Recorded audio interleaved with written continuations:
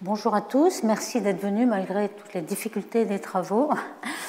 Donc nous allons essayer justement de sortir de nos problèmes, d'aller voir dans les galaxies à très très grand redshift, près de la réionisation. Donc comme vous le savez, notre principal but c'est de savoir ce qui se passe dans le premier milliard d'années parmi les 14 milliards d'années de l'univers, le premier milliard d'années juste après le Big Bang. Donc, quelles sont les questions? Les questions, c'est est-ce qu'il y a un taux de formation d'étoiles un peu comparable à ce qu'on connaît aujourd'hui?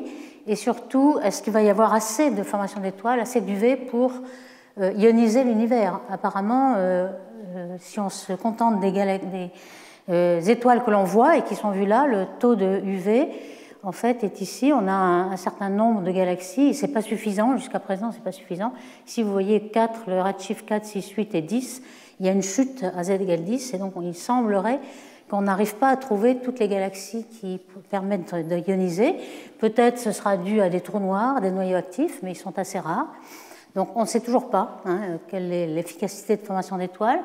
On aimerait connaître justement l'efficacité à partir du gaz moléculaire, puisque c'est dans le gaz moléculaire que se forment les étoiles, et dans les premières galaxies, tout est gaz. En fait, il n'y a pas d'étoiles encore, donc tout est gaz, et peut-être que c'est plus efficace qu'aujourd'hui.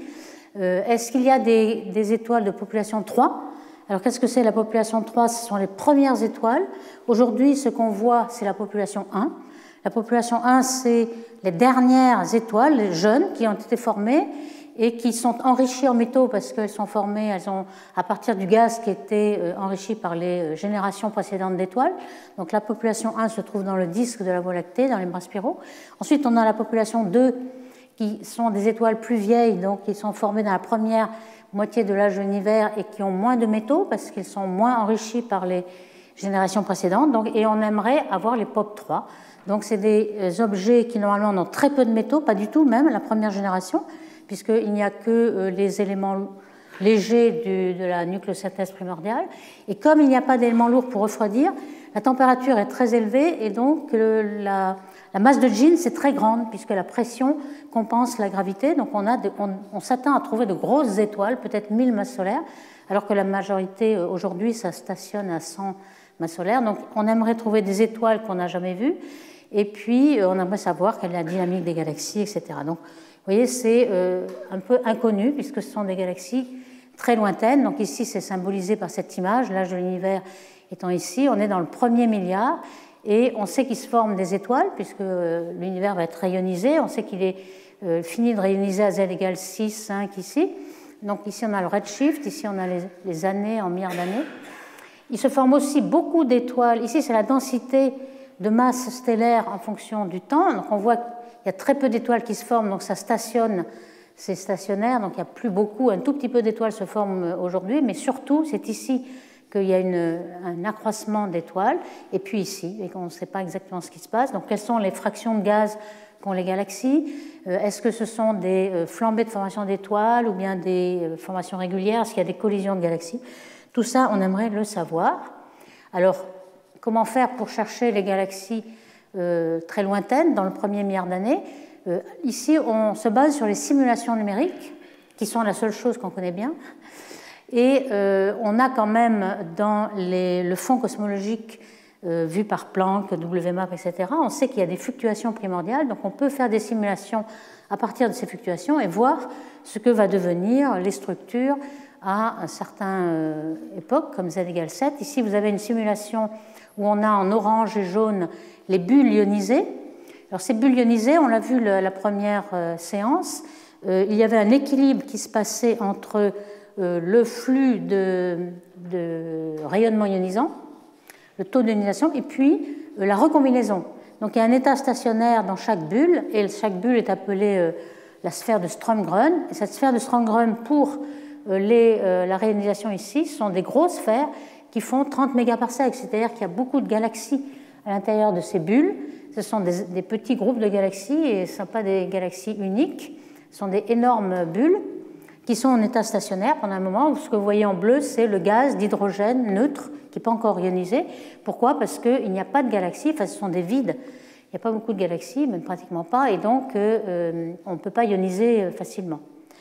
Donc c'est cette granularité, cette irrégularité qui fait que ça prend du temps. Alors comment on peut regarder ça?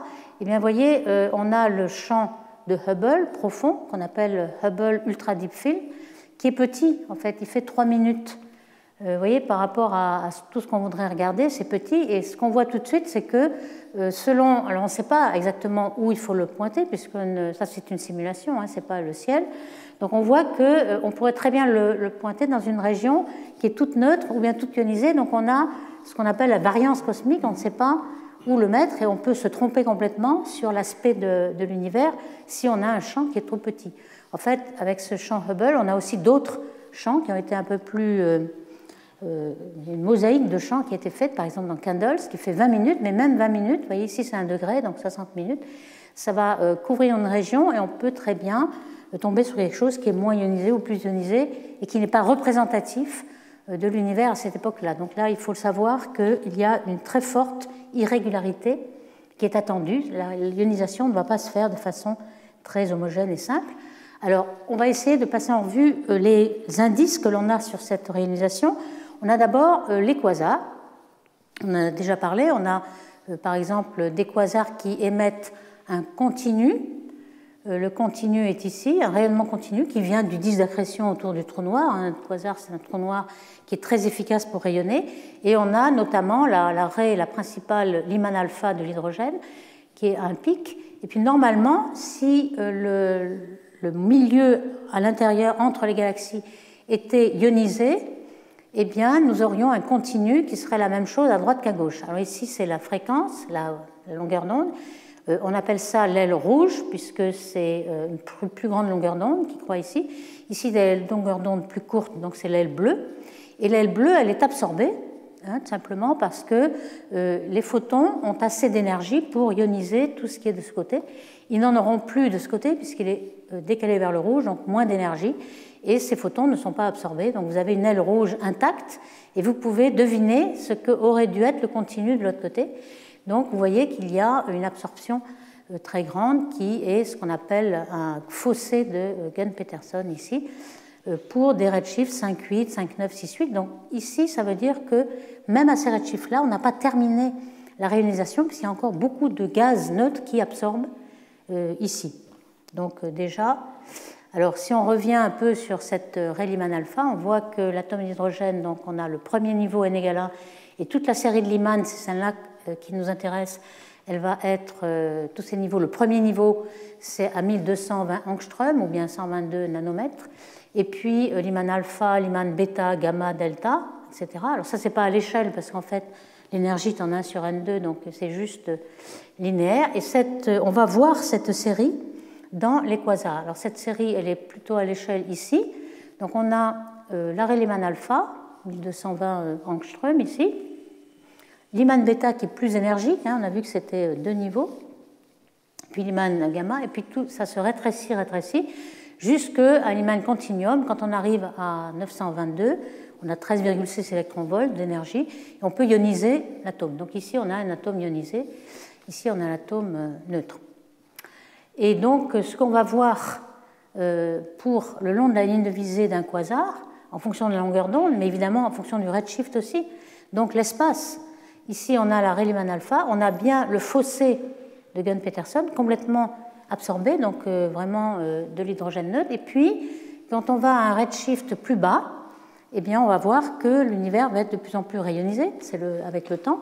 Donc, on fait une prairie jusqu'à une forêt Lyman alpha qui va avoir comme enveloppe le continuum du quasar ici. Et puis, aujourd'hui, lorsque l'univers est complètement rayonisé, on voit quand même des absorptions à chaque galaxie, au voisinage de galaxies, où l'hydrogène peut rester neutre dans le milieu circumgalactique, mais entre les galaxies, c'est tout ionisé. Donc on va se servir de cela. En fait, vous voyez qu'on peut lire dans l'aspect de quasar toute l'histoire de la réionisation, parce qu'on a à la fois le temps et l'espace qui se conjuguent ici. Vous avez la fréquence, mais la fréquence, c'est la fréquence au repos sur 1 plus z. Donc 1 plus z ici, vous voyez que ici c'est 1220 angstrom, mais avec 6,9 multiplié par 6,9 en lambda. Et ici, c'est évidemment, lorsque vous allez vers là, vous avez z égale 0, donc nous sommes là-bas, et donc vous remontez le temps, et vous voyez que, alors là, ces deux quasars-là, un rouge et un noir, vous montrent qu'au même redshift, on peut avoir des lignes de visée complètement différentes. Il y a ce quasar-là, on a un fossé de Gunn-Peterson qui va durer jusqu'à 160 mégaparsecs autour du quasar, et puis on va retrouver une prairie et puis une forêt Lyman alpha ensuite. Mais celle-là, dans cet espace-là, il est complètement ionisé déjà. Hein, c'est un petit peu, si on revient en arrière dans la simulation, oups, c'est pas plutôt en avant que j'étais allé. Si je reviens en arrière, on voit bien que si je mets une ligne de visée ici, je vais voir tout ionisé. Si je mets une ligne de visée ici, c'est complètement neutre. Donc, en effet, on comprend pourquoi il nous faudra un grand nombre de quasars pour avoir une petite idée de la réalisation réelle, puisque une ligne de visée ne suffit pas, elle n'est pas représentative de tout ce qui se passe. Donc il faut avoir un certain nombre de quasars. Alors justement, en voici un certain nombre. Ils sont rangés par décalage vers le rouge ou redshift croissant. Ici, vous avez 5, 7, là ça croît, ça croît. Donc on a mis des couleurs bleues, puis ensuite ça verdit jusqu'à 6. Ça repart là en vert, et puis ça redevient jaune et puis rouge. Hein, c'est le décalage vers le rouge complet. Ça se suit. Alors, ce que vous voyez, c'est qu'il y a à chaque fois un bon fossé de Gunn-Peterson jusqu'à 5. Donc, on a en effet, la réalisation prend du temps, elle est très tardive, jusqu'à 5,5. Et ce que vous voyez aussi, c'est que ce n'est pas forcément toujours bien régulier. Pourquoi ? Parce qu'il y a parfois, tout près du quasar, un absorbant qui absorbe complètement la raie Lyman alpha même du quasar. Donc, d'un quasar à l'autre, on n'a pas exactement le même point zéro, si vous voulez, et là, il faut le rétablir. Alors, voici un petit peu un exemple où on peut le corriger. Vous voyez, ici, on a la raie Lyman alpha a été absorbée elle-même. Donc, ce qui nous reste à voir, c'est la courbe en noir qui est observée. Et on voit que on peut fitter un peu l'aile rouge qui n'est pas absorbée, elle, donc qui nous sert de test. Et puis, on peut l'ajuster à 1 sigma, 2 sigma, etc. On peut faire quelque chose d'assez fin, et avec plusieurs modèles qui sont plus ou moins réalistes sur ce qu'on sait de ces sources-là. Et donc là, ici, il y a 300 modèles que vous avez en gris, et on prend la probabilité maximum, ce qu'on appelle maximum likelihood ici. Donc en rouge, vous avez la correction rétablie avec un résidu qui est le minimum. Donc on peut rétablir, et ensuite on peut connaître exactement ce qui est absorbé par rapport à ce qui est observé réellement.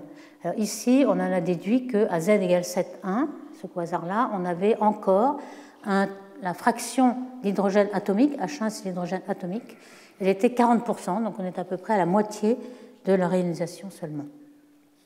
Donc avec un grand nombre de quasars, on voit ici, en fonction du redshift, on peut simuler, alors la simulation c'est le grisé avec certains taux de confiance, ici 68%, 95%, etc.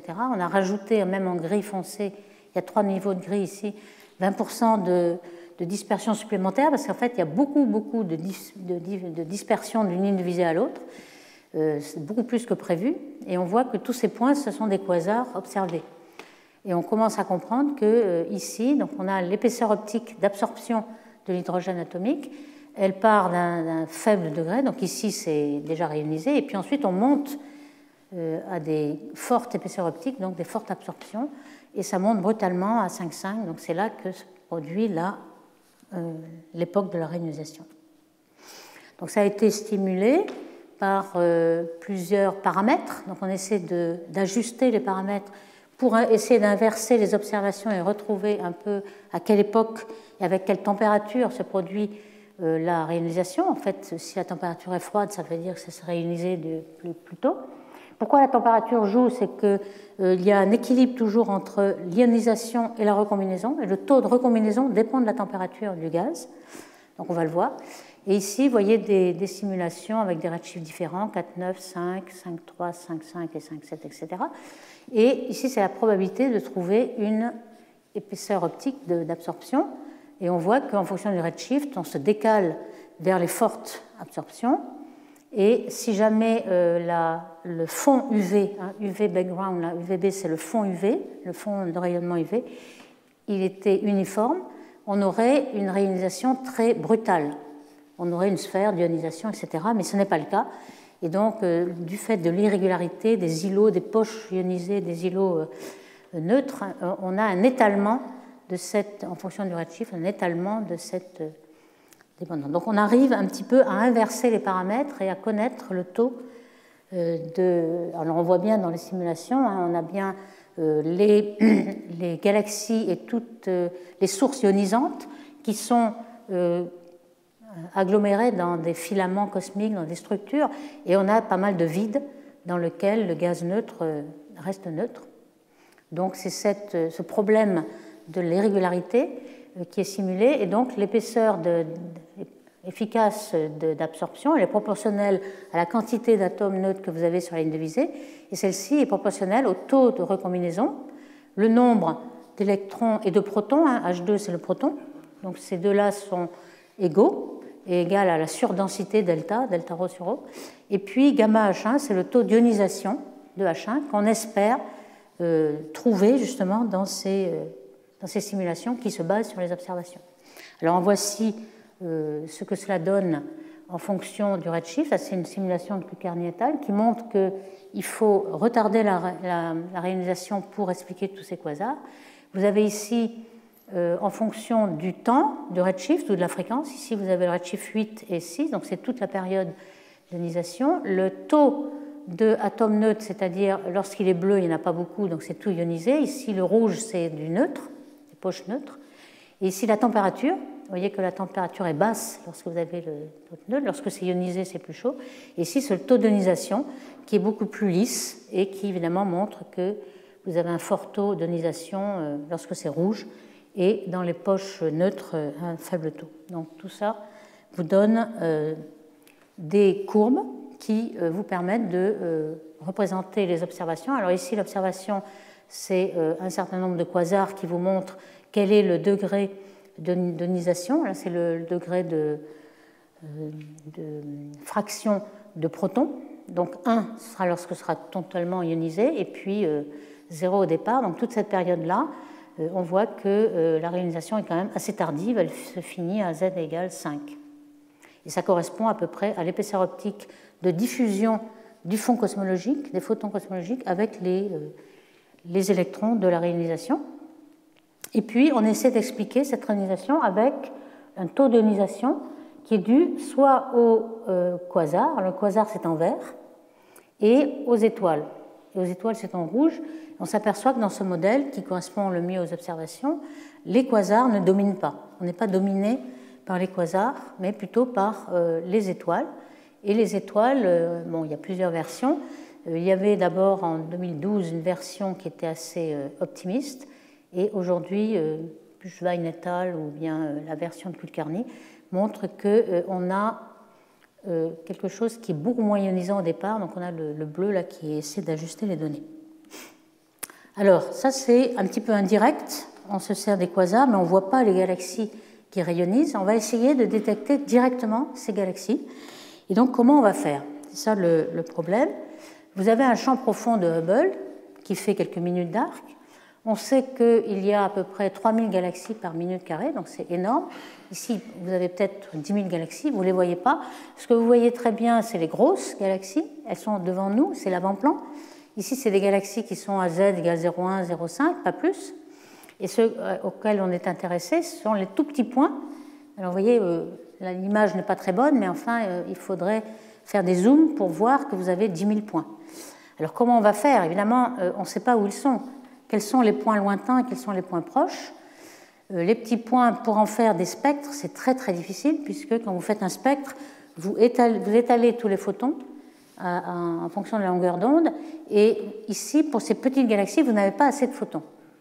Donc le Hubble est nécessaire parce qu'on veut résoudre un petit peu, il n'y a que le Hubble qui a une résolution de 0,1 arc seconde. On sait qu'au sol, les télescopes au sol, ils ont beau être plus grands, ils ont l'atmosphère qui trouble leurs images. Donc ici, il faut absolument être dans l'espace. Donc vous avez des petits points. Mais ensuite, comment savoir celles qui sont loin et qui sont près? Alors il y a une technique qui s'appelle la cassure Lyman, justement. On appelle ça en anglais Lyman Break Galaxy. Donc c'est une coupure Lyman.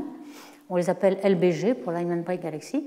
Et c'est quelque chose qui a été inventé déjà dans les années 90-2000 pour avoir des galaxies déjà à z égale 3. Ensuite, on va voir à z égale 7. Mais pour z égale 3, on s'aperçoit que les galaxies émettent un certain continuum. Et puis, à partir de la raie Lyman, on a une absorption due à tout ce qui est sur la ligne de visée entre cette galaxie et nous. Et c'est exactement ce qu'on avait vu pour les quasars. Mais là, c'est pareil. Ici, on a une photométrie à 3 bandes, hein, mettons le bleu ou le U, le green, vert, et puis red, rouge, hein, 3 couleurs. Et on sait que, et c'est Steidl et al. Et son groupe qui était le pionnier dans cette histoire, dans les années 98, qui a montré que donc, il y avait un premier saut Lyman alpha et puis ensuite une coupure qui est due au continuum de Lyman. Et vous voyez que vous ne voyez plus aucun flux à cette longueur d'onde-là, qui au repos est de 922 angstroms. Mais évidemment, décalée vers le rouge, elle va être à 4000, par exemple, à z égale 3. Donc on sait que si on fait juste une photométrie, on regarde la couleur, 3 couleurs de la galaxie, mais les bleus auront disparu. Et c'est avec cette couleur qu'on va pouvoir savoir où sont les galaxies. Alors pour z égale 3, c'était le diagramme qu'avait fait Steidl. Donc ici, c'est G moins R, vert moins rouge. Ici, bleu moins vert. Et vous voyez qu'on peut positionner la couleur des galaxies locales, z égale 0. Par exemple, les elliptiques sont plus rouges. Ici, c'est toujours rouge qui monte et rouge qui va vers la droite. Pour z égale 0, vous avez des elliptiques plus rouges parce qu'elles ont des étoiles plus vieilles. Vous avez des galaxies spirales, des galaxies irrégulières qui ont beaucoup de gaz, elles sont plus bleues. Donc là, on a toutes les galaxies à z égale 0. Ici, on a des étoiles, malheureusement, qui viennent contaminer les étoiles de la Voie lactée. Et puis, ce parcours-là, c'est justement le fait que les galaxies sont rouges, parce que le bleu a été absorbé par le milieu intergalactique. Et à ce moment-là, on a les galaxies à z égale 2,8 sont là, les galaxies à 3,5. Et donc, si vous faites une photométrie à 3 couleurs, ce qui est faisable avec le Hubble, et même d'autres instruments, aujourd'hui, cette technique des couleurs est très développée. Par exemple, cet instrument qui vient d'être construit en Espagne, il fait 2,6 mètres de télescope, et un grand champ de vue, 3 degrés, ce qui est l'avantage énorme. Il va pouvoir regarder des millions et même des centaines de millions de galaxies uniquement en regardant leurs couleurs et même en faisant des filtres un peu plus que 3. Ici, vous avez le diagramme que Steidl avait fait. En grisé, vous avez les galaxies proches et puis le redshift monte ici vers jusqu'à 3 et vous voyez que c'est ici rouge. Toutes les galaxies à z égale 3 sont là. Donc on sait, si on fait un diagramme couleur-couleur, on sait où sont les galaxies à regarder en priorité, ce sont celles-ci. Et puis vous avez quelques contaminations d'étoiles. Vous voyez qu'ici, vous avez la photométrie de J+, sera plus que 3 couleurs, parce que 3 couleurs, c'est bien pour z égale 3. Si vous voulez avoir jusqu'à z égale 7 ou 8, vous avez besoin de plus de points. Donc ici, il y en a une dizaine, 1, 2, 3, 4, 5, etc. Et donc, on va pouvoir échantillonner la courbe de lumière d'une galaxie typique avec une raie de Lyman alpha et puis la chute, là, la cassure de Lyman qui donne le redshift, en fait, sans même avoir besoin de faire le spectre, ce qui est justement le but. Alors, par exemple, un travail de Bunker et al. En 2010, vous voyez qu'il y a 1, 2, 3, 4, 5, 6 couleurs. Ici, c'est le visible, le rouge, et puis l'infrarouge. On va même aller jusqu'à Z, Y, JH, qui sont les couleurs dans l'infrarouge. Et on appelle ça Z-drop. Bon, ça tombe dans le Z. Vous voyez qu'en Z, il n'y a plus rien. Vous avez toujours un objet au centre du champ. Et on regarde dans quel filtre la luminosité tombe. Alors on appelle ça des Z-drops parce qu'ils sont tous tombés en Z. S'ils étaient à redshift plus loin, ils seraient tombés en Y, J-drop, H-drop, etc. Donc on a uniquement avec la photométrie de 4, 5, 6 couleurs, on sait quel est le décalage vers le rouge et la position de la galaxie, quelle est la galaxie à regarder, vu qu'il est impossible, avec si peu de photons, de faire un spectre. Donc ici, Bunker et al. Avait montré quelles étaient, en fonction des couleurs, là c'était pas bleu-vert, mais c'était Y-J et Z-Y, des couleurs dans l'infrarouge. Vous voyez encore tout le diagramme des galaxies proches qui sont ici. Ici, vous avez les étoiles naines qui sont très rouges. Vous savez qu'il y a O, B, A, F, G, etc. Toutes les étoiles de la séquence principale, O étant très bleu et M étant assez rouge. Mais au-delà de M, vous avez LT, et ces LT sont justement des étoiles qui viennent contaminer. Donc, par exemple, celle-ci, c'était peut-être une étoile, ce n'était pas une galaxie à très grand redshift, c'était très rouge. Et donc, ils ont trouvé une dizaine de galaxies qui allaient de 6,5 à 7,5. Alors, il y a une petite complication qu'il faut prendre en compte, c'est l'extinction de la galaxie propre.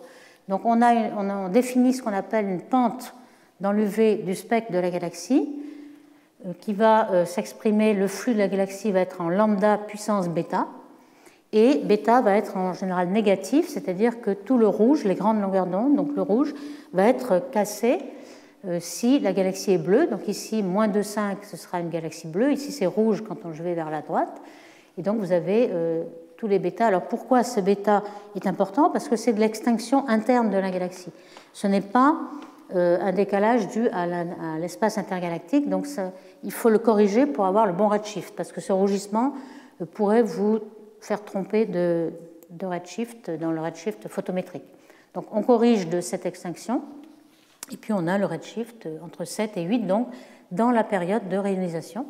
Alors, voici la définition plus précise de cette pente bêta, qui est très importante parce qu'elle permet de corriger de la pente qui est due à la poussière, de rougissement, et qui n'est pas due au redshift photométrique, donc la couleur qui donne le redshift. Donc, il faut d'abord corriger de ça avant d'avoir le redshift. Et donc, ici, en fonction du redshift, vous voyez les galaxies proches, toujours la couleur, ici, Z-Y, en fonction aussi du rougissement, et vous avez les étoiles, alors qui sont évidemment à Z égale 0, qui sont dans la Voie lactée, les étoiles qui contaminent, et puis ici, en théorie, toutes les étoiles, toutes les galaxies dans la réionisation devraient être dans cette région-là, dans cette couleur-là.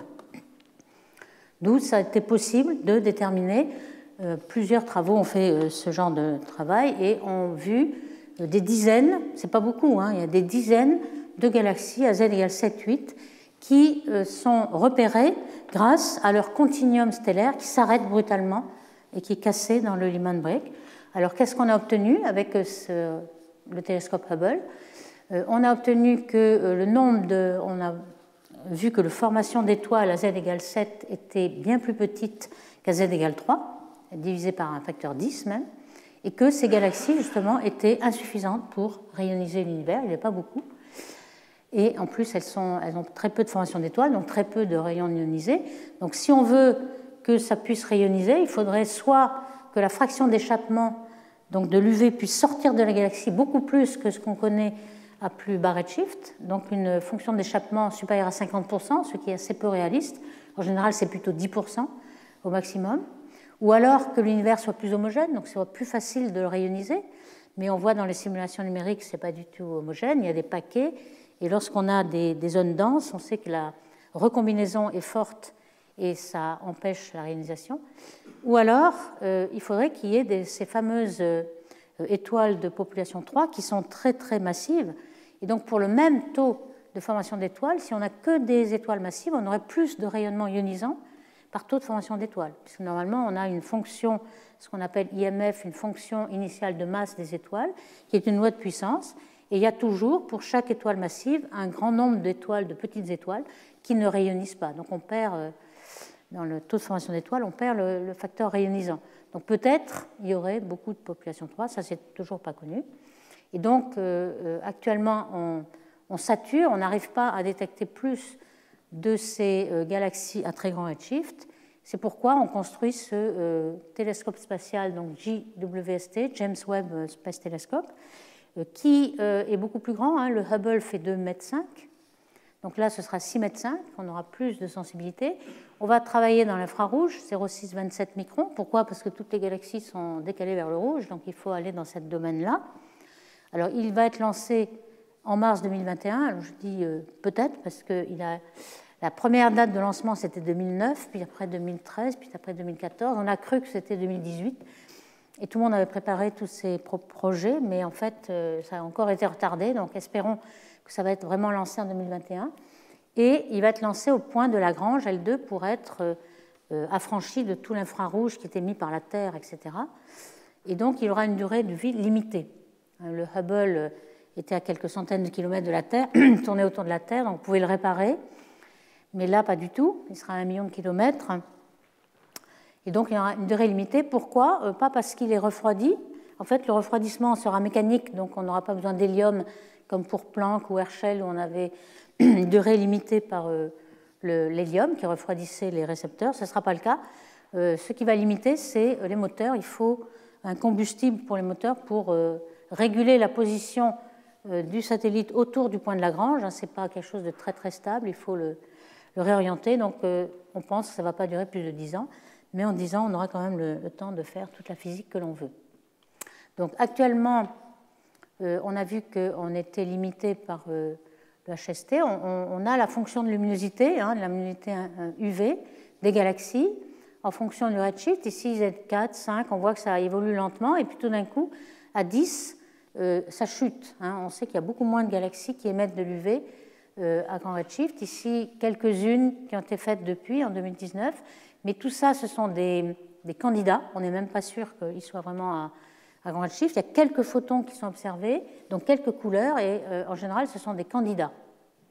Donc c'est quand même assez difficile. Ici, il y a le nombre de candidats pour Z entre 8 et 10, donc dans cette période de réalisation au début, c'est 9. En fait, il y a 9 candidats qui sont reportés dans le grisé ici, et on le compare à divers modèles, et beaucoup de modèles prédisaient 30 candidats dans le même champ. Donc on voit que c'est beaucoup moins, ce qu'on trouve est beaucoup moins que ce qui était prédit. Donc il va falloir revoir les modèles. Certains modèles quand même prédisent à peu près ce qu'il faut, mais il y a un ou deux, mais pas plus. Donc est-ce qu'on est tombé sur un endroit qui n'était pas très ionisé, ou est-ce que la variance cosmique pourrait expliquer ça, ou est-ce que les modèles ne sont pas bons? Tout ça, on va le savoir lorsque le James Webb sera lancé. En fait, on avait déjà le taux de formation d'étoiles en fonction du redshift à bas redshift, et on essayait de l'extrapoler de façon empirique, comme ceci. En fait, pas du tout. Il tombe. À z égale 8, 9, 10, là, il tombe.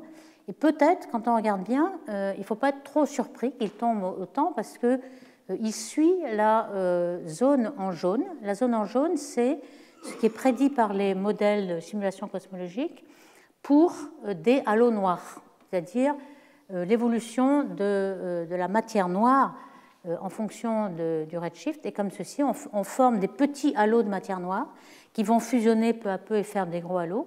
Et le taux de formation d'étoiles semble suivre les halos noirs, ce qui finalement serait un peu logique. Donc, tout ça, on n'en sait rien, mais on le saurait peut-être dans un proche avenir. Alors, il y a tout de même des objets surprenants. Voici un objet à z égale 11.1 qui a été trouvé aussi par Husch et collaborateurs par un grisme, donc presque une simili spectro avec le HST.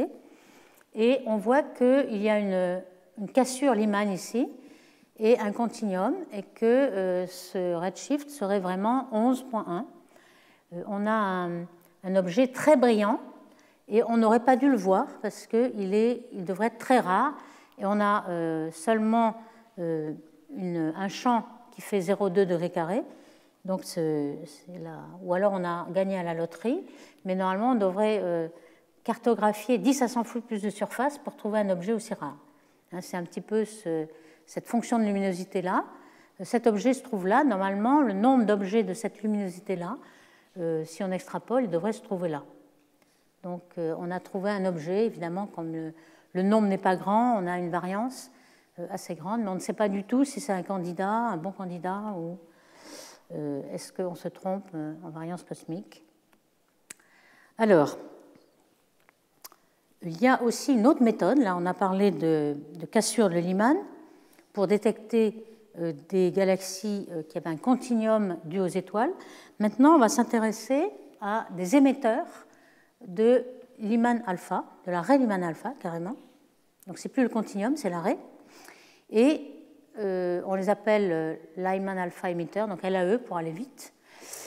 Et ces émetteurs Lyman alpha peuvent très bien ne pas avoir de continuum, c'est assez peu d'étoiles. Ils ont beaucoup de gaz, ils forment beaucoup d'étoiles, donc beaucoup de rayonnement UV, Lyman alpha, et ça fait très très longtemps qu'on les cherche. Ceux qui ont vraiment percé là-dedans, ce sont les Japonais. Pourquoi? Parce qu'ils ont un télescope Subaru de 10 mètres qui est à Hawaï, mais surtout, ils ont un grand champ et des détecteurs et même des spectraux qui sont les meilleurs au monde actuellement. Alors il y a OVLT, il y a MUSE aussi qui permet de faire des cartographies Lyman alpha, mais le champ est assez grand, mais il fait 1 minute d'arc, alors que là c'est plutôt des degrés. Donc c'est Uchi et al. Qui ont détecté récemment 2000 de ces émetteurs Lyman alpha qui forment des étoiles à grand redshift. Alors dans la période de réalisation 5,7 et 6,6. Alors, ils ont montré que, voici un des champs qu'ils ont vus, ils ont montré que ces émetteurs Lyman alpha étaient très concentrés dans les groupes de galaxies, dans les filaments, dans les structures. Ici, vous avez un de ces gros en carré, c'est le plus massif, le plus émetteur de Lyman alpha, et ensuite des petits moins significatifs. Et puis, il y a un certain biais. Ce qu'on appelle biais, c'est le fait que si, par exemple, en matière noire, vous avez un certain contraste entre la surdensité et le vide, eh bien, pour la formation d'étoiles, vous avez un contraste plus grand parce qu'il faut un certain seuil de densité pour former des étoiles. Donc, dans le vide, vous n'allez rien former. Vous allez former surtout dans les surdensités. Donc, le contraste entre les galaxies qui forment des étoiles dans la surdensité et le vide sera bien plus grand qu'en matière noire. Donc, c'est ça qu'on appelle biais. En général, dans le biais aujourd'hui, on a un biais B égale 2. Alors si B égale 1, s'il n'y a aucun contraste supplémentaire par rapport à la matière noire, si B égale 2, vous avez beaucoup plus de galaxies dans les surdensités, par exemple dans les amas de galaxies, que dans les vides. C'est ce qu'on voit par exemple dans l'amas de la Vierge, l'amas de Coma, etc. Et là, il y a un biais encore plus grand. Alors pourquoi il y a un biais encore plus grand, de 4? C'est que non seulement il se forme plus de galaxies dans les surdensités, mais aussi ces surdensités ont beaucoup plus de photons ionisants, donc il y a des bulles, il y a des poches ionisées tout autour, et donc les photons Lyman alpha sortent, s'échappent. Alors que si on est dans un vide avec une petite galaxie qui forme une toute petite poche, eh ben, il rencontre du gaz neutre autour qui avale les Lyman alpha et vous ne les voyez plus. Donc il y a un biais qui est que les Lyman alpha s'échappent dans les zones denses qui forment de grosses bulles ionisées et ne s'échappent pas dans les vides. Donc vous avez un biais assez grand, 4, c'est un des plus forts utilisés. Donc vous voyez le biais ici, qui est 4. Les 2 points observés dans ces 2 redshifts sont là. Et puis ici, on a des modèles qui montrent quelle est la masse du halo noir dessous. C'est 10 puissance 11 masse solaire pour le halo noir, ce qui est déjà assez confortable. Et puis des petits modèles qui vous montrent, si jamais on fait un modèle avec les galaxies qui se conservent sans fusion de galaxies, on peut dire quels seront les descendants de ces objets Lyman alpha qui sont dans les groupes de galaxies. On voit que dans ce modèle simple, on arrive à un biais de 2, c'est-à-dire on arrive à des galaxies qui seront les galaxies elliptiques dans les amas de galaxies comme la Vierge ou Coma à z égale 0. Donc ça, c'est juste pour savoir quels sont les ascendants et les descendants de ces objets qu'on observe à grand redshift. Donc avec ce genre d'observation, on peut, dans le détecteur Lyman alpha, on peut avoir une petite idée de l'ionisation ici de l'univers, parce qu'en fait, on sait qu'il y a les Lyman alpha sortent et quel est le degré d'ionisation. Donc, ce qu'ils ont montré, c'est qu'il y avait 15% de gaz neutre à z égale 6, il y en avait 50% à z égale 7,5. Donc, vous voyez un petit peu le taux d'ionisation. La moitié est à peu près à z égale 7,5. Ici, c'est la fraction neutre en fonction du redshift linéaire. Lorsqu'on la met en log, on a exactement la même chose, mais on a l'impression d'une ionisation plus brutale, mais simplement parce que le taux d'ionisation est très faible ici. Et on peut comparer aux modèles, les modèles de Dinouo et al., par exemple, avec des ionisations très tôt en bleu ou très tard en vert et puis au milieu en rouge, et on voit que les points de mesure penchent vers une réionisation tardive. Vraiment, c'est plus tard qu'on a les poches ionisées qui vont se rejoindre et rayoniser tout l'univers. Alors, il y a aussi d'autres possibilités.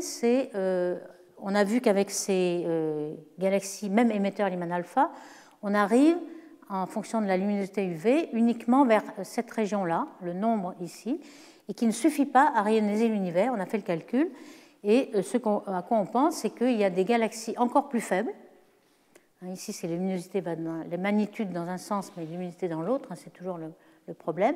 Ici, vous avez une faible luminosité UV, un grand nombre de galaxies, et ce sont celles-là qui sont très peu ionisantes, mais il y en a tellement en grand nombre que c'est celles-là qui vont rayoniser l'univers. Mais vous voyez que pour avoir ces faibles luminosités, il faut céder de l'amplification gravitationnelle, c'est-à-dire prendre des amas de galaxies d'avant-plan qui vont amplifier les galaxies de fond. Il n'y a que comme ça qu'on peut avoir ces faibles galaxies. C'est ce qu'on appelle les champs de Hubble frontier field, les champs frontières. Pourquoi? Parce que c'est vraiment la frontière que peut faire Hubble, avoir les galaxies les plus faibles et les plus lointaines possibles. Alors, on appelle ça HFF, Hubble Frontier Field. Alors, Hubble a observé des tas d'amas de galaxies proches, Z égale 0,2, 0,5, donc des champs profonds dans ces amas de galaxies, dans le but de détecter des galaxies d'arrière-plan qui sont amplifiées par la lentille gravitationnelle. Donc c'est là qu'on a accès à cette zone-là. Mais comme vous voyez, le gros problème, c'est le seul télescope gravitationnel qu'on a, mais le grand problème, c'est que lorsqu'il y a une grande amplification, le facteur d'amplification, on l'appelle mu, lorsqu'il y a une grande amplification, ce sont les lignes critiques, et à ce moment-là, ça dépend beaucoup du modèle de l'amas que l'on fait, est-ce que le nombre de galaxies que vous prenez, etc. Et donc, selon les auteurs, on a une grande barre d'erreur, donc on ne sait toujours pas exactement qui croire entre le vert, le rouge et le... Alors voici un de ces champs frontières de Hubble, Frontier Field. Vous avez un amas de galaxies, la plus grosse galaxie de l'amas est ici. Vous voyez des arcs gravitationnels, on a l'habitude de voir que les lentilles produisent des arcs. Ici, c'en est un particulier, puisque cette galaxie qui fait partie de l'amas, il y a un zoom ici, a amplifié derrière elle une galaxie qui avait une supernovae. Et ça, la supernovae, vous en voyez 4 images. En effet, la lentille gravitationnelle non seulement amplifie, mais peut faire plusieurs images de la même objet lointain. Donc vous avez une supernovae, et on a pu détecter, ça a monté de luminosité, puis redescendu à l'espace de 2 mois. On a pu voir une supernovae à Z égale 1,5 à peu près, pour un amas de galaxies qui était à 0,5. Donc on a une croix d'Einstein ici, mais on a un grand nombre de galaxies lointaines derrière, à plus grand redshift. Donc, qu'est-ce qu'il faut faire, évidemment, pour retrouver l'information sur les galaxies sources qui sont d'arrière-plan? Eh bien, il faut repartir sur les lignes critiques. Ici, vous avez l'amas de galaxies qui est observé, le plan image. Et puis, ce que fait la lentille, c'est qu'elle conserve la brillance de surface, mais elle étale. C'est-à-dire qu'une galaxie devient beaucoup plus grosse. Elle étale, l'espace est dilaté, si vous voulez, donc la galaxie devient plus grande. Et donc, sa luminosité totale est plus grande, mais sa brillance de surface est la même. Donc, c'est ça qui est important, c'est qu'il faut connaître comment est dilaté l'espace dans tous les sens. C'est ici qui est la difficulté. Donc, vous voyez qu'on peut prendre un petit espace dans l'espace image, regarder dans l'espace source ce que ça donne. Ça donne quelque chose d'assez complexe. Et puis, par exemple, si vous avez fait un aller et un retour ici, vous avez par exemple des galaxies que vous mettez dans cette image, et puis vous repassez le modèle de lentille pour savoir ce que ça donne dans l'espace image. Vous voyez la ligne critique ici. Et en général, près de la ligne critique, vous avez une rareté de galaxies, puisque le nombre de galaxies par minute carrée est beaucoup plus faible, puisque vous avez dilaté l'espace. Et ça, c'est important pour savoir combien il y a de galaxies par unité de volume. C'est ce qu'on voudrait savoir dans la fonction de luminosité. On voudrait savoir combien de galaxies avec une certaine luminosité. Donc ça, on peut l'avoir avec le facteur d'amplification, mais aussi le volume à laquelle ça correspond. Alors, par exemple, ici, pour vous illustrer cette déformation d'espace, vous avez un château où vous passez un petit trou noir devant qui fait une lentille gravitationnelle. Vous voyez combien le bas du château, par exemple, a été dilaté, donc l'espace derrière est dilaté, et il nous faut absolument savoir de combien est la dilatation pour savoir combien il y a de galaxies par unité de volume dans le champ d'arrière-plan. Donc c'est là qu'est la difficulté. Vous voyez que dans ce champ-là, avec cet amas Makes 1149, il y avait 4 auteurs qui ont reconstruit l'espace de la source d'arrière-plan, et ça n'a pas vraiment la même taille et la même allure. Donc on voit que les courbes qu'ils en déduisent en fonction de la fonction de luminosité est différente selon les auteurs. Vous avez plusieurs auteurs ici en couleur et chacun a une interprétation différente parce que le modèle de lentille est différent. D'où ceci explique la fonction de luminosité, le nombre de galaxies par unité de volume. Lorsque la galaxie est faible et amplifiée par les champs, le frontier field ici, vous avez énormément d'incertitudes. Donc c'est bien d'avoir une grande amplification, mais finalement, vous n'avez pas la réponse à votre question. Alors il y a de temps en temps, quand même, vous avez la chance de voir dans ce diagramme ici en fonction de redshift, vous avez le nombre de Lyman alpha, et on avait vu que ce nombre de Lyman alpha tombait. Pourquoi? Parce que lorsque vous rentrez dans la période de la réionisation, vous avez beaucoup plus de gaz neutre, et donc les photons ne sortent pas. De temps en temps, ils sortent parce que vous êtes tombé sur des émetteurs Lyman alpha qui sont très massifs et qui ont rayonisé une grande poche autour. C'est le cas ici où ils ont trouvé 4 galaxies à z égale 7 avec des raies Lyman alpha, des raies même de C3. Donc on est sûr que c'est vraiment la raie Lyman alpha puisqu'on a aussi la raie métallique correspondante et à faible métallicité. Et il faut prendre en compte aussi le fait que lorsque vous êtes dans une grosse galaxie, on a cette raie Lyman alpha, elle a des diffusions résonantes sur tous les atomes d'hydrogène autour. Ici, vous avez par exemple une grande région H2 qui est la galaxie en question et une flambée de formation d'étoiles, un starburst. Et puis les rayons Lyman alpha, ils vont être diffusés, mais alors des milliers de fois. Ça ici, c'est une image simplifiée, mais vous pouvez avoir des milliers de diffusions. Et à chaque fois, vous avez un petit décalage de fréquence. Donc en vitesse, vous sortez de l'arrêt.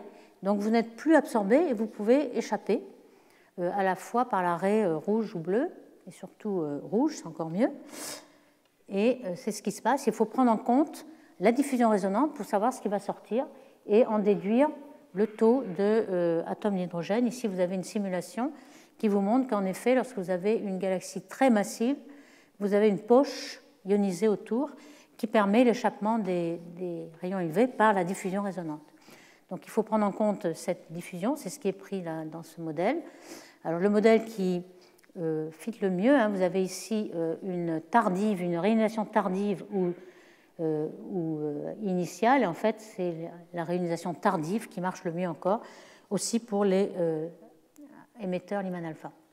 Alors ici est justement le petit diagramme qui vous explique pourquoi on a vu ces 4 galaxies Lyman alpha très puissantes, émetteurs Lyman alpha assez puissants. Pourquoi? Parce qu'on était dans une surdensité. Et dans cette surdensité, la poche de rayons ionisés est beaucoup plus grande. Et donc, il faut aller très loin pour rencontrer de l'hydrogène atomique, donc pour être réabsorbé. Et finalement, si vous allez loin, vous allez en vitesse assez loin de l'arrêt, et donc vous sortez de l'arrêt. Donc, c'est en sortant de l'arrêt que vous pouvez avoir beaucoup plus d'échappement. Ici, vous avez la simulation pour la même intensité émise, vous échappez beaucoup plus parce que vous êtes dans le bord de l'arrêt. Donc finalement, lorsqu'on est une galaxie massive, on permet à plein de petits compagnons de sortir, d'avoir des Lyman alpha qui sortent. Donc dans ce diagramme de probabilité d'avoir de Lyman alpha, en fonction du redshift, vous n'avez pas seulement une chute, mais vous avez peut-être, pour expliquer cette observation de 4 galaxies ici, il faut prendre en compte ce phénomène pour expliquer ça. Bon, alors maintenant, je vais, pour terminer, m'intéresser au gaz. On a vu qu'on avait des quasars, des émetteurs à cassure-Lyman, l'émetteur Lyman alpha. Alors maintenant, on va s'intéresser au gaz qui est aussi à l'origine de la formation d'étoiles. On sait que la formation d'étoiles est assez peu efficace au début, pourtant les galaxies sont très gazeuses, et on va utiliser ALMA. ALMA, c'est un grand télescope, un réseau, un interféromètre qui est au Chili, 60 antennes, et qui observe dans le millimétrique. Alors le millimétrique, pourquoi c'est très intéressant? Eh bien, vous avez ici le flux d'une galaxie typique en fonction de la fréquence ou de la longueur d'onde. Ici, vous avez 1 mm, 100 microns, etc. Et par exemple, pour ARB 220, qui est une flambée de formation d'étoiles, une galaxie en collision, vous avez le domaine centimétrique ici, c'est le rayonnement synchrotron, alors ça qui dépend des noyaux, des AGN, des quasars au centre. Bon, ça c'est toujours une loi de puissance. Par contre, ici, ce que vous avez, c'est l'émission infrarouge de la poussière. Et cette poussière, elle est chauffée par les étoiles qui sont cachées par le cocon de poussière autour. Donc, on ne les voit pas en optique, mais les étoiles chauffent la poussière et la poussière rayonne toute l'énergie. Et cette poussière, elle rayonne à 100 microns. Pourquoi? Parce que la poussière est à 30 degrés Kelvin et le rayonnement du corps noir à 30 degrés, c'est plutôt à 100 microns. Donc, vous voyez qu'il y a un pic de la poussière. Et quand on décale toutes ces courbes, alors ici c'est en log, donc ça permet de décaler juste par translation, à redshift différents. Alors ici c'est redshift très proche, 0,1. Et ensuite vous passez à 0,5, 3, 5, 10. Donc allez dans la redshift 10, donc dans la période de réionisation. Vous voyez que le pic, évidemment, il décroît, mais comme en même temps le pic se décale vers le rouge, à 1 mm, vous voyez que toutes les courbes, à partir de 0,5, 3 jusqu'à 10, elles ont la même valeur. Donc ALMA, c'est très précieux parce que vous regardez dans un champ à 1 mm et vous voyez les galaxies à z égale 10, elles sont aussi fortes que les galaxies à z égale 0,5, donc vous n'avez pas de pénalité d'aller regarder les galaxies lointaines. Donc c'est ça qu'on va essayer d'exploiter. Alors vous voyez, on va aussi exploiter les lentilles gravitationnelles, dont on a déjà parlé pour le Lyman alpha. Et par exemple, vous avez l'amas du boulet, là, ici, bien connu pour ses qualités de tracer la matière noire. Mais si vous regardez l'amas du boulet avec ALMA, vous filtrez toutes les galaxies de l'amas, vous ne les voyez pas. Vous voyez que les galaxies lointaines. Pourquoi? Parce que les galaxies lointaines sont amplifiées d'un facteur 10. Si elles n'étaient pas amplifiées, elles auraient la même valeur que les galaxies proches. Mais ici, elles sont 10 fois plus grandes. Donc finalement, vous regardez l'amas et vous ne voyez pas l'amas, vous voyez tout ce qui est derrière. Donc ça, c'est intéressant pour justement tracer les galaxies à grand redshift. Donc, alors par exemple, un des exemples ici, avec Herschel, c'était la même chose. Avec Herschel, c'était un satellite qui regardait à la longueur d'onde 500 microns, 250, etc. Donc la poussière à 100 microns est décalée à 500 microns, c'est un demi-millimètre. Et vous voyez qu'avec le HST, vous voyez les galaxies de l'amas qui faisaient la lentille. Et puis derrière, vous avez, alors cette Herschel n'avait pas la résolution, mais vous avez une source rouge et verte dont on n'avait rien vu en optique, mais quand on a regardé en millimétrique, on s'est aperçu qu'il y avait des raies, les raies des molécules qui étaient les raies de CO. Vous avez plusieurs raies de CO, 6,5, 7,6, la raie de C1, vous avez la raie d'H2O, vous avez la raie de N2, vous avez plein de raies qui vous donnent le redshift de la source, que vous ne voyez pas en optique, donc c'est le seul moyen de la voir, et puis qui vous donnent beaucoup de renseignements sur cette galaxie qui se trouvait être à 5, à peine dans la zone de réalisation, mais qui était une galaxie amplifiée d'un facteur 10. Et même si vous corrigez de cette amplification, vous avez une hyperlumineuse d'un starburst, enfin deux galaxies en interaction qui sont amplifiées donc, fortement, donc qui ont un anneau d'Einstein que vous voyez ici en continuum et en ray. Et ceci est vu relativement régulièrement. Ici, ce qu'on montre, c'est que cet anneau d'Einstein a été reproduit par le modèle. Il a été aussi vu par deux interféromètres, celui de l'IRAM et celui de Hawaii, le submillimeter array.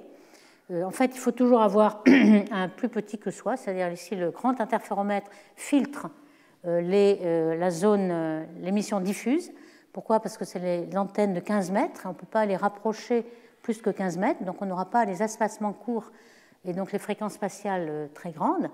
Par contre, le petit interféromètre peut se rapprocher beaucoup plus et vous avez l'émission diffuse. Donc il nous faut les deux, les grands interféromètres et les petits. Et ALMA aussi a fait ce genre d'études. Alors dans les premiers temps d'ALMA, qui a commencé en 2012, on a regardé 23 galaxies, détectées 23 sur 26. En fait, c'était des galaxies qui avaient été détectées par le télescope du pôle sud en infrarouge et susceptibles d'être des lentilles. On s'était dit au début d'ALMA, il valait mieux regarder des sources amplifiées. On était sûr de les détecter. Et en effet, ce que vous voyez en gris, c'est la lentille de Hubble d'avant-plan à bas redshift. Et en rouge, ce sont les contours de l'émission d'ALMA qui représentent des anneaux d'Einstein et qui sont à grand redshift. Elles sont à Z supérieur à 4. Et chaque image a été obtenue en 2 minutes d'intégration avec ALMA, ce qui est quand même remarquable. Donc tout le nombre de galaxies à Z supérieur à 4 a été multiplié par 10 avec ALMA dans les premiers temps. On a aussi détecté des quasars à Z égale 7,1 par l'arrêt de C+. Le C+, c'est le C2, c'est le carbone ionisé une fois. Ce carbone ionisé une fois a une raie principale à 158 microns, 0,1 mm. Et dès que vous êtes à grand redshift, vous multipliez par 1 plus Z et vous l'avez aux alentours de 1 mm, donc dans le domaine de ALMA, le millimétrique. Et on a vu cette raie de C+, à Z égale 7,1 avec ALMA. Alors on a une surprise quand même, c'est que le C2 est beaucoup plus faible que l'on ne pensait. Il y a un rapport en C2 entre l'émission de l'infrarouge lointain qui décroît. Alors pourquoi? C'est que ces galaxies à grand redshift sont très compactes. L'univers est très dense au début, les galaxies sont compactes. Pour la même formation d'étoiles, vous avez une poussière qui est beaucoup plus chauffée parce que les étoiles sont très proches. Et donc, comme la luminosité infrarouge va comme la température à la puissance 6, vous avez beaucoup de luminosité infrarouge pour la même formation d'étoiles. Et le C+, lui, il est proportionnel à la formation d'étoiles. Donc, lorsque vous faites le rapport, vous avez quelque chose qui chute et vous n'avez pas un C+ proportionnel à l'infrarouge. C'est dommage. Lorsque ALMA a pu faire des grandes bases, c'est-à-dire 16 km et plus, vous avez pu avoir 30 milliards secondes de résolution. Vous voyez que ça fait 0,03. C'est mieux que le Hubble Space Telescope qui fait 0,1 arc seconde. Donc on a quelque chose en millimétrique, en radioastronomie, qui a plus de résolution que le Hubble. Alors qu'est-ce qu'on a vu? Par exemple, ici vous avez une galaxie de Hubble qui sert de lentille. Vous ne voyez rien derrière, mais lorsque vous regardez ALMA, vous ne voyez plus du tout la lentille. Vous voyez seulement la galaxie de derrière qui a été amplifiée et sous forme de anneau d'Einstein. Donc vous pouvez reconstruire l'image source, et c'est une galaxie qui forme des étoiles à Z égale 3, mais vous en avez à d'autres à plus grand Z. Donc vous voyez que l'intérêt avec ALMA, c'est que vous avez beaucoup de raies en même temps. Vous avez une grande ligne de base de fréquences. Vous pouvez avoir plusieurs raies de CO. Vous avez la raie de continuum, la raie de H2O, etc. Donc beaucoup de renseignements sur les sources. Et lorsque on peut faire le comptage des sources, vous avez le flux à 0,8 mm et le nombre de sources détectées. Vous voyez qu'ici, on a une cassure. On pense que cette cassure est due à tout ce qui est amplifié et faible flux vient de l'antigravitationnel. Il y a comme une cassure ici. Et ce qu'on s'est aperçu aussi, c'est que par rapport aux instruments précédents, au sol, qui n'avaient pas de résolution, on voyait une source, et en fait, c'était 2 ou 3 sources ou 4 sources. Et c'est ce qu'on s'est aperçu. Par exemple, ici, vous avez 4 sources et non pas une. Donc il y a une certaine multiplicité, une interaction entre galaxies qui fait plusieurs sources pour le même redshift. Et ça, on l'a vu avec ALMA, avec la forte résolution. On a aussi des galaxies pendant la période de réalisation, 6, 8 et 7. Vous avez ici en contour vert l'émission de la molécule CO, donc le gaz moléculaire, et puis le Lyman alpha en couleur. Et on voit qu'ils sont décalés. Et ça, c'est normal, puisque si vous avez de Lyman alpha qui sort, c'est que vous n'avez pas de gaz ni de poussière qui l'absorbe. Par contre, ici, vous avez plein de gaz, et donc peut-être qu'il y a du Lyman alpha derrière, mais vous ne le voyez pas, puisque vous avez de l'extinction.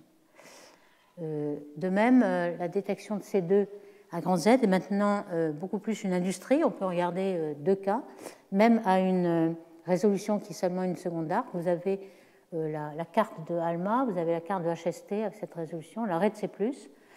Vous avez l'absorption de l'atmosphère ici. On voit que ce n'est pas complètement transparent, mais quand même, il faut prendre en compte cette transparence. Et puis, vous avez une anticorrélation, en quelque sorte, entre le Lyman alpha et la raie de C+. Ici, on avait des sources qu'avaient trouvées les Japonais, là, par exemple, Himiko, un émetteur Lyman alpha très fort. Les gens ont regardé avec ALMA, n'ont rien vu. Pourquoi? Parce qu'il n'y avait pas de gaz. Et c'est pour ça que le Lyman alpha pouvait sortir.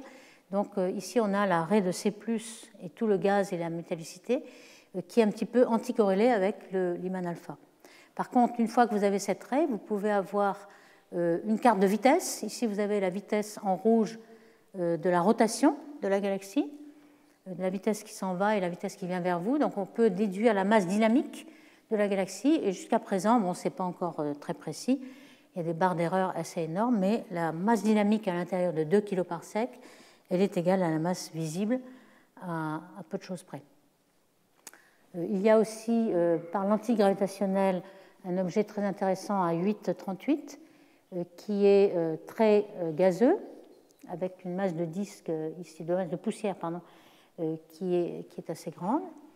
Et évidemment, là, vous voyez un amas où il y a une ligne critique. Heureusement, cet objet est loin de la ligne critique. Il n'est pas très amplifié parce que là, vous avez plusieurs... bon, bref, je n'ai pas le temps. Donc, je continue. Plusieurs interprétations. Alors, ici, vous avez aussi une galaxie dans la période d'ionisation en interaction. On voit qu'on peut déterminer la vitesse qui est assez grande, 700 km entre les deux. Et puis, même avec une amplification assez faible, mu égale 2, on peut obtenir l'arrêt de C+, l'arrêt de CO. Ici, on voit que ce sont des objets quand même assez extraordinaires, une taux de formation d'étoiles de 2900 masses solaires par an, et ceci est dû à l'interaction entre galaxies qui précipitent le gaz les uns contre les autres et forment beaucoup d'étoiles. Donc quand on met tous ces objets bout à bout, on peut faire une statistique et on voit en fonction du redshift que la masse de poussière et la masse de gaz, elle est à peu près constante, sauf dans cette période où on n'a pas encore assez de points. Mais ici, on a le point jaune, les deux galaxies d'interaction. On voit qu'il y a pas mal de poussière. Hop, pardon, excusez-moi, je suis pas à l'envers. Voilà, donc la masse de gaz. Ici, c'est dû à l'arrêt de CO qui n'a pas été détecté dans cette zone-là. Donc encore, il y a beaucoup de travail. On ne sait pas, et c'est ça qu'on voulait savoir, quelle était la quantité de gaz qu'il y avait dans ces galaxies-là. Dans l'arrêt de CO, c'est assez incertain, tout simplement parce qu'on ne sait pas quel est le rapport entre CO et H2, la molécule H2, qui, elle, est invisible dans les longueurs d'onde millimétriques. Donc il faut faire des hypothèses. Et la masse de halo noir, que l'on suppose, qu'on ne connaît pas bien encore, la masse dynamique n'était pas très bien connue, qu'on suppose être dans les mêmes rapports, la masse de baryon sur la masse de halo noir, entre 5 et 17%, ce qui est vrai pour Z égale 0. Alors, l'évolution cosmique de gaz, on la connaît pour le gaz atomique en fonction... Alors, le gaz atomique ne s'observe pas en émission pas plus que Z égale 0,2. Ce qu'on a ici, c'est l'absorption devant les quasars, la forêt Lyman alpha, et on sait que le gaz H1 plafonne à Z égale 0, et on pense que le gaz H2, le rapport H2 sur H1, va être d'autant plus fort à grand redshift. Pourquoi? Parce que les galaxies sont beaucoup plus denses, et lorsqu'on a un gaz dense, on change de phase, de atome, on devient molécule. Et en plus, non seulement il y a beaucoup plus de gaz, mais il est plus dense, donc on s'attend à avoir beaucoup de H2 à grand redshift. Ça, c'est les modèles. Est-ce qu'on peut déjà vérifier les modèles? Pas tellement. Ici, on a les modèles qui sont les droites, et puis les observations, ce sont les grandes boîtes. Vous voyez que les barres d'erreur sont très très grandes. Pour l'instant, c'est compatible avec tous les modèles. On ne peut pas discriminer entre les modèles. Et il y a encore beaucoup de travail à faire, surtout à grand redshift, pour savoir quelle est la quantité de H2 dans l'univers. Donc, je termine ici en disant que, comme vous l'avez vu, pour connaître le nombre de galaxies qui peuvent ioniser l'univers, on a plusieurs méthodes. On a la méthode des quasars, on l'a bien développée. On a la méthode d'observation des galaxies directement par la cassure de Lyman. Et ce sont l'unité continuum des étoiles qui nous sert de photométrie. Et puis on a les émetteurs Lyman alpha, qui sont la formation d'étoiles, l'arrêt. Ici c'est le continuum, ici c'est l'arrêt. Et puis on a aussi toutes les raies de gaz millimétriques, CO, C2, qui nous permettent d'avoir aussi des galaxies que l'on n'aurait pas vues en Lyman alpha dans toute l'époque de réionisation. Donc avec tous ces traceurs, où est-ce qu'on en est? On sait qu'il y a une réionisation tardive. Probablement la moitié est obtenue à Z égale 7,5. Et puis à Z égale 5,3, on arrête complètement la réionisation. Et on est toujours dans l'incertitude de savoir quelles sont les petites galaxies qui vont réioniser l'univers. Donc je vous remercie. Merci.